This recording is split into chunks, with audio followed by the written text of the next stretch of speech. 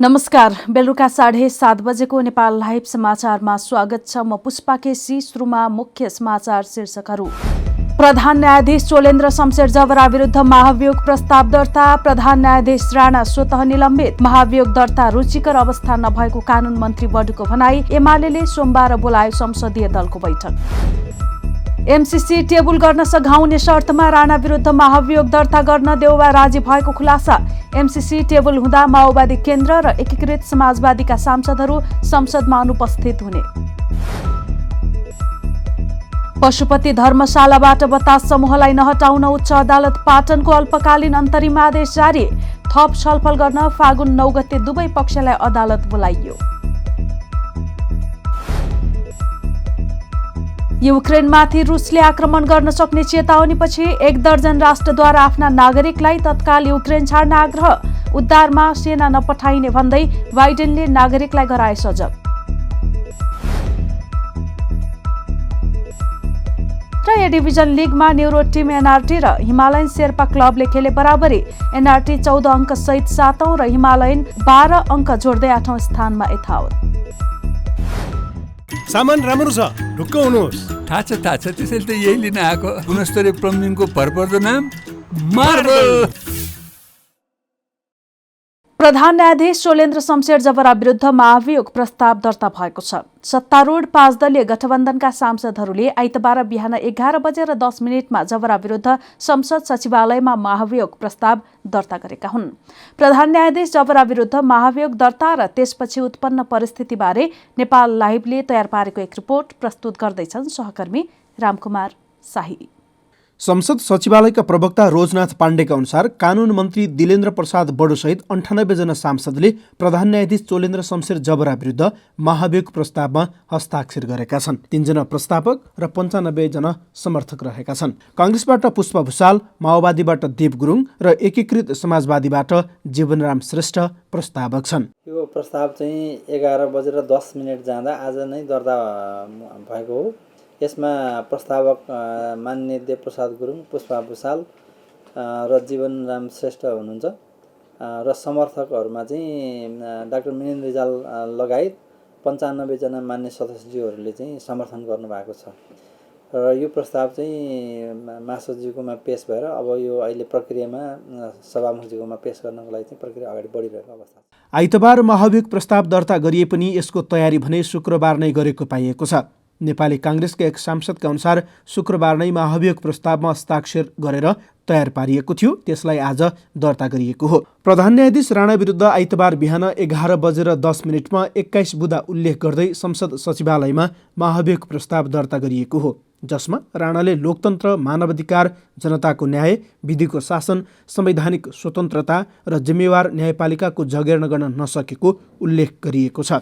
यस्तै सर्वोच्च अदालत लगायत न्यायपालिकाभित्र राणाको कार्यकालमा विकृति, विसङ्गति र भ्रष्टाचार बढेको, बिचौलियाले प्रवेश पाएको र प्रभाव बढाउँदै लगेको उल्लेख गर्दै उनलाई महाभियोग लगाउनु पर्ने अवस्था सिर्जना भएको बताइएको छ। महाभियोग प्रस्ताव दर्ता भएसँगै प्रधान न्यायाधीश राणा निलम्बित भएका छन्। यससँगै सर्वोच्च अदालतका वरिष्ठ न्यायाधीश दीपक कुमार कार्की स्वतः कायम मुकायम प्रधान न्यायाधीश भएका छन्। संविधानको धारा 101 मा महाभियोग प्रस्ताव दर्तासँगै प्रधान न्यायाधीश स्वतः निलम्बित हुने व्यवस्था छ। प्रधान न्यायाधीश राणा पदमै रहेको समयमा महाभियोग प्रस्ताव गर्ने दोस्रो प्रधान न्यायाधीश बनेका छन्। यसअघि तत्कालीन प्रधान न्यायाधीश सुशीला कार्की विरुद्ध पनि महाभियोग प्रस्ताव दर्ता भएको थियो। कार्की विरुद्ध 2074 वैशाख 17 गते महाभियोग दर्ता भएको थियो। कार्की विरुद्ध महाभियोग प्रस्ताव दर्ता गर्दा प्रस्तावकमा कांग्रेस सांसद मीन विश्वकर्मा र समर्थकमा माओवादी केन्द्रका प्रमुख सचेतक टेकबहादुर बस्नेत थिए। उक्त महाभियोगमा 249 जना सांसदले हस्ताक्षर गरेका थिए। तर पछि उक्त महाभियोग विरुद्ध रिट दायर भएपछि न्यायाधीश चोलेन्द्र शमशेर राणाले अन्तरिम आदेश जारी गरेर कार्कीलाई सर्वोच्च फर्काएका थिए। यसैबीच संघीय संसद सचिवालयले विभिन्न 6 संस्थालाई महाभियोग प्रस्तावबारे जानकारी पठाएको छ। प्रधान न्यायाधीश चोलेन्द्र शमशेर राणा विरुद्ध आइतबार दर्ता भएको महाभियोग प्रस्तावबारे जानकारी पत्र पठाइएको हो। जानकारी पत्र पठाइएका संस्थाहरूमा राष्ट्रपतिको कार्यालय शीतल निवास काठमाडौँ, प्रधानमन्त्री तथा मन्त्री परिषदको कार्यालय सिंहदरबार काठमाडौँ, संवैधानिक परिषदको कार्यालय सिंहदरबार काठमाडौँ, सर्वोच्च अदालत रामशाहपथ काठमाडौँ, न्याय परिषद रामशाहपथ काठमाडौँ र प्रधान न्यायाधीश चोलेन्द्र शमशेर जबरा सर्वोच्च अदालत रामशाहपथ काठमाडौँ छन्। प्रधान न्यायाधीश राणा विरुद्ध सत्तारूढ दलका सांसदहरूले दर्ता गरेको महाभियोग प्रस्तावबारे छलफल गर्न नेकपा एमाले संसदीय दलको बैठक बोलाएको छ। सोमबार बिहान 11 बजेका लागि बैठक बोलाइएको हो। एमालेका एक सांसदले बैठकमा सबैलाई अनिवार्य उपस्थित हुने निर्देशन दिएको जानकारी दिए। यसैबीच सभामुख अग्निप्रसाद सापकोटाले पनि सोमबार नै सर्वदलीय बैठक बोलाएका छन्। बैठक सोमबार दिउँसो 2 बजे संसद सचिवालयमा बस्ने गरी बोलाइएको उनका प्रेस संयोजक श्रीधर न्यौपानेले जानकारी दिए। प्रधान न्यायाधीश राणा विरुद्धको महाभियोग प्रस्तावलाई कानुन मन्त्री दिलेन्द्र प्रसाद बडुले रुचिकर अवस्था नभएको बताएका छन्। उनले जनताले न्याय पाउने र संविधानको रक्षक संस्थामाथि प्रश्न उठ्ने जुन अवस्था सिर्जना भइरहेको थियो त्यसबाट बाँचेको बताए।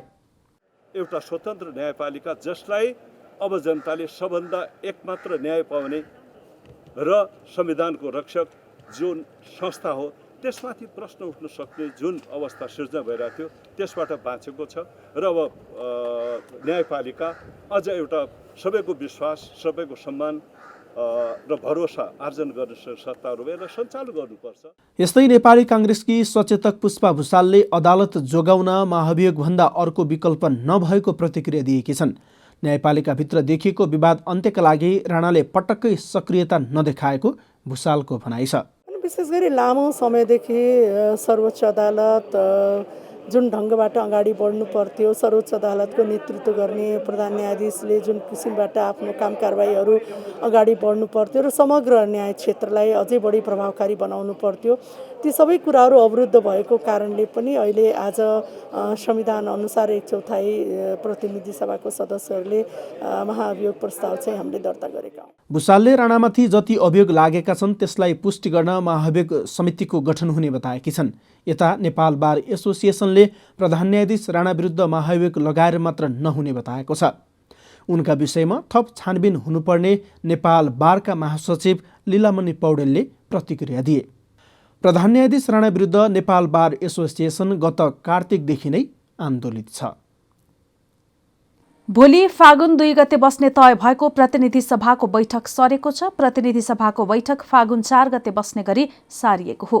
सरकारले एमसीसी सम्झौता अनुमोदनका लागि संसदीय प्रक्रिया अर्थात् प्रतिनिधि सभा बैठकमा टेबल गर्ने प्रक्रिया अगाडि बढाउन खोजेको चर्चा चलेको बेला बैठक फेरि स्थगित भएको हो। नेकपा एमाले आफ्नो प्रदेश स्तरीय भेला भएकाले 2 गतेको बैठक सार्न आग्रह गरेको थियो। त्यस्तै सत्ता गठबन्धनका माओवादी केन्द्र र एकीकृत समाजवादी पनि बैठक सार्नुपर्ने बताएका थिए। यसअघि पनि प्रतिनिधि सभा बैठक 6 दिन सारेर 2 गतेका लागि तय भएको थियो। बैठक सूचना टाँस गरेर तेस्रो पटक सारिएको हो। यसअघि माघ 16 गते र 26 गतेका लागि तय भएको बैठक समेत स्थगित भएको थियो। प्रधान न्यायाधीश चोलेन्द्र शमशेर राणालाई महाभियोग लगाएको बदलामा माओवादी केन्द्रका अध्यक्ष पुष्पकमल दाहाल प्रचण्ड र एकीकृत समाजवादीका अध्यक्ष माधव नेपालले एमसीसी संसदमा टेबल गर्न सघाउने सम्झौता गरेको खुलेको छ। प्रधानमन्त्री शेरबहादुर देउबा निकट नेताका अनुसार राणा विरुद्ध महाभियोग दर्ता भएको अवस्थामा आफूहरूले एमसीसी संसदमा टेबल गर्न सघाउने भनेर प्रचण्ड र नेपालले बाचा गरेका हुन्। प्रधानमन्त्री देउबा, माओवादी केन्द्रका अध्यक्ष प्रचण्ड र एकीकृत समाजवादीका अध्यक्ष नेपालबीच शनिबार प्रधानमन्त्रीको सरकारी निवास बालुवाटारमा भेटवार्ता भएको थियो। शनिबारको भेटवार्तामा पनि देउबाले पहिले जस्तै एमसीसी जसरी पनि संसदमा लैजान आफूमाथि दबाव रहेको र संसदमा लैजाने प्रक्रियामा असहयोग नगरिदिन आग्रह गरेका थिए। देउबाको प्रस्तावपछि प्रचण्ड र नेपालले राणा विरुद्ध महाभियोग लगाए आफूहरू एमसीसी संसदमा लैजाने प्रक्रियामा सहयोगी बन्ने शर्त राखेका थिए। प्रधानमन्त्री देउबा निकट काङ्ग्रेस नेताका अनुसार एमसीसी संसदमा टेबल भएर निर्णयार्थ पेश हुँदा भने माओवादी केन्द्र र एकीकृत समाजवादीका सांसदहरू संसदमा अनुपस्थित हुने पनि प्रचण्ड र नेपालले देउबालाई जानकारी गराएका छन्। फागुन 16 अघि नै एमसीसी पास गर्नुपर्ने दबावमा रहेका देउबाले सत्ता गठबन्धनको सहयोग नपाउने भएपछि प्रतिपक्ष दल नेकपा एमालेसँग संवाद थालेका थिए। त्यही कारण राणा विरुद्ध महाभियोग लगाएर एमालेलाई चिढाउन चाहेका थिएनन्। तर टेबल गर्न नै सघाउने प्रचण्ड नेपालको वाचापछि आइतबार राणा विरुद्ध महाभियोग दर्ता भएको हो। आइतबार समाजवादीका 14 सांसद विरुद्ध एमाले हालेको मुद्दाको पेशी रहेको नेताद्वयले शनिबार नै सूचना पाएका थिए। त्यसअघि कानून न्याय तथा संघीय मामिला मन्त्री दिलेन्द्र प्रसाद बडुले न्यायाधीशको सरुवा बढुवामा प्रधान न्यायाधीश राणाले आफू खुसी गर्न खोजेको ब्रिफिङ गरेका थिए। गत माघ 24 गते न्याय परिषदको बैठक बोलाइए पनि कानून मन्त्री बडु र महान्यायाधिवक्ता खम्म बहादुर खाती अनुपस्थित रहेका थिए। नेकपा माओवादी केन्द्रका अध्यक्ष पुष्पकमल दाहाल प्रचण्डले आफ्नो दल आबद्ध गठबन्धन कुनै परियोजनाको निम्ति नभएको बताएका छन्। आइतबार बिहान जनयुद्ध दिवसका अवसरमा पार्टी कार्यालय पेरिस डाँडामा आयोजित कार्यक्रममा सम्बोधन गर्दै उनले गठबन्धन गठन गर्दाकै मान्यतामा दृढ रहनुपर्ने बताए। उनले आज कसैले एउटा परियोजनासँग सम्बन्धित गराएर गठबन्धनको भाग्य र भविष्यबारे सोध्छ भने हाम्रो ऐतिहासिक धरातल भत्काउने कुरा जस्तै हुने उनको भनाइ छ। लोकतन्त्रको रक्षा र राष्ट्रियताको रक्षाको निम्ति गठबन्धन गरिएको हो। कुनै एउटा खास परियोजना गर्ने या नगर्ने भन्ने आधारमा यो गठबन्धन गरिएको होइन। आज यदि कसैले कुनै एउटा परियोजनासँग सम्बन्धित गराएर गठबन्धनको भाग्य र भविष्य बारे सोध्छ भने त्यसको हाम्रो ऐतिहासिक धरातल भत्काउने जस्तै हुन जान्छ। प्रचण्डले गठबन्धन बनाउँदा केही सैद्धान्तिक र राजनीतिक मान्यताहरूलाई अगाडि सारेको र तिनै मान्यताका आधारमा गठबन्धन बनाएको बताए। संविधानको रक्षा, लोकतान्त्रिक गणतन्त्रको रक्षा र राष्ट्रियताको रक्षामा एकमत भएर त्यसलाई लिपिबद्ध गरेर त्यसैको आधारमा आन्दोलित हुँदै गठबन्धन बनेको र यो सरकार पनि गठन भएको बताए। संविधानको रक्षा, लोकतान्त्रिक गणतन्त्रको रक्षा र राष्ट्रियताको रक्षामा हामी एकमत भएर त्यसैलाई लिपिबद्ध गरेर त्यसैको आधारमा आन्दोलित हुँदै हाम्रो गठबन्धन बनेको हो र यो सरकार पनि गठन भएको हो। प्रचण्डले अहिले कुनै तरिकाले प्रतिगमन विरोध आन्दोलनका कारण र त्यो प्रक्रियाबाट पैदा भएको यो गठबन्धनलाई टुटाउनका निम्ति, यो सरकारलाई गिराउनका निम्ति, निर्वाचन प्रक्रियालाई बिथोल्नका निम्ति अनेक खालका प्रपञ्चहरू भइरहेको बताएका छन्। उच्च अदालत पाटनले पशुपतिमा रहेको धर्मशालामा होटल सञ्चालन गर्न नदिने निर्णय कार्यान्वयन नगर्न पशुपति क्षेत्र विकास कोषको नाममा अल्पकालीन अन्तरिम आदेश जारी गरेको छ। बतास समूहको होटल आनन्द प्रणालीले दायर गरेको रिटमाथि सुनवाई गर्दै उच्च अदालत पाटनका न्यायाधीश नरेश्वर भण्डारीको एकल इजलासले बतास समूहको पक्षमा अन्तरिम आदेश जारी गरेको हो। संस्कृति पर्यटन तथा नागरिक उड्डयन मन्त्री प्रेम आलेको निर्देशनपछि पशुपति क्षेत्र विकास कोषले बतास समूहको होटल आनन्द प्रणालीसँगको ठेक्का सम्झौता रद्द गरेको थियो। आइतबारको अल्पकालीन अन्तरिम आदेशलाई निरन्तरता दिने कि नदिने भन्ने विषयमा छलफल गर्न फागुन 9 गते अदालतले दुवै पक्षलाई बोलाएको छ। अन्तरिम आदेश टुङ्गो नलाग्दासम्म होटल आनन्द सञ्चालनमा कुनै बाधा सिर्जना नगर्न पनि अदालतले भनेको छ। तीर्थयात्रु बस्न भनेर भारत सरकारको आर्थिक सहयोगमा मापदण्ड विनय होटल सञ्चालन गर्न भनेर बतास समूहलाई दिइएको पाइएपछि पर्यटन मन्त्रालयले समिति गठन गरेर धर्मशाला ठेक्का दिने विषयमा छानबिन गरेको थियो। छानबिन समितिको सुझावका आधारमा पर्यटन मन्त्री आलेले बतास समूहसँगको ठेक्का सम्झौता रद्द गर्न निर्देशन दिएका थिए। हामी नेपाल लाइभ समाचारमा छौं। अब अन्तर्राष्ट्रिय समाचार।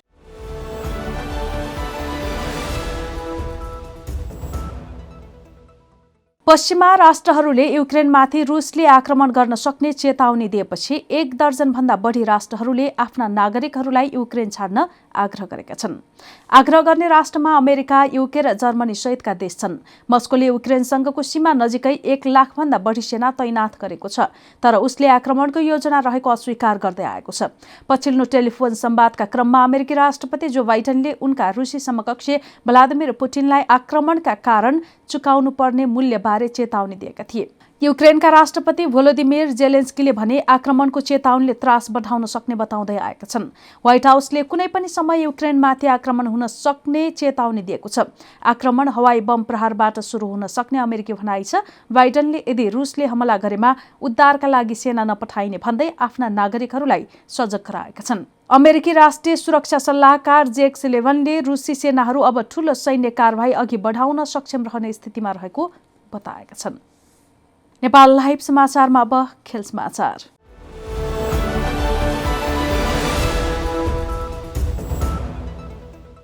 शहीद स्मारक ए डिभिजन लिग फुटबलमा न्युरो टिम एनआरटी र हिमालयन शेर्पा क्लबले बराबरी खेल्दै अङ्क बाँडेको छ। आइतबार भएको खेलमा एनआरटी र हिमालयनले गोलरहित बराबरी खेल्दै अङ्क बाँडेका हुन्।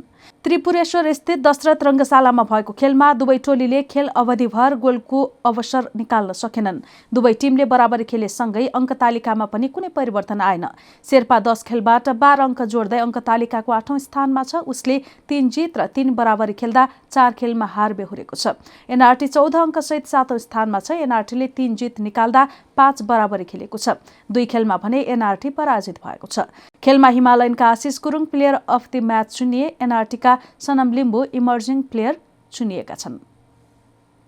सामान राम्रो छ, ढुक्क हुनुहोस्। थाहा छ त्यसैले त यही लिन आएको। गुणस्तरीय प्लम्बिङको भरपर्दो नाम मार्बल। नेपाल लाइभ समाचार सकिएको छ। समाचारको अन्त्यमा मुख्य समाचारका शीर्षकहरू फेरि एकपटक। प्रधान न्यायाधीश चोलेन्द्र शमशेर जबरा विरुद्ध महाभियोग प्रस्ताव दर्ता। प्रधान न्यायाधीश राणा स्वतः निलम्बित। महाभियोग दर्ता रुचिकर अवस्था नभएको कानून मन्त्री बडुको भनाई। एमाले सोमबार बोलायो संसदीय दलको बैठक। एमसीसी टेबुल गर्न सघाउने शर्तमा राणा विरुद्ध महाभियोग दर्ता गर्न देउवा राजी भएको खुलासा। एमसीसी टेबल हुँदा माओवादी केन्द्र र एकीकृत समाजवादीका सांसदहरू संसदमा अनुपस्थित हुने। पशुपति धर्मशालाबाट बतास समूहलाई नहटाउन उच्च अदालत पाटनको अल्पकालीन अन्तरिम आदेश जारी। थप छलफल गर्न फागुन 9 गते दुवै पक्षलाई अदालत बोलाइयो। युक्रेनमाथि रुसले आक्रमण गर्न सक्ने चेतावनीपछि 1 दर्जन राष्ट्रद्वारा आफ्ना नागरिकलाई तत्काल युक्रेन छाड्न आग्रह। उद्धारमा सेना नपठाइने भन्दै बाइडेनले नागरिकलाई गराए सजग। र ए डिभिजन लिगमा न्युरो टिम एनआरटी र हिमालयन शेर्पा क्लबले खेले बराबरी। एनआरटी 14 अङ्क सहित 7औं र हिमालयन 12 अङ्क जोड्दै 8औं स्थानमा यथावत। नेपाल लाइभ समाचार आज यति नै। हाम्रा अन्य कार्यक्रम नेपाल लाइभको Facebook page, YouTube channel, Twitter र हाम्रो वेबसाइट नेपाललाइभ.com मा पढ्न र हेर्न सक्नुहुनेछ। नमस्कार।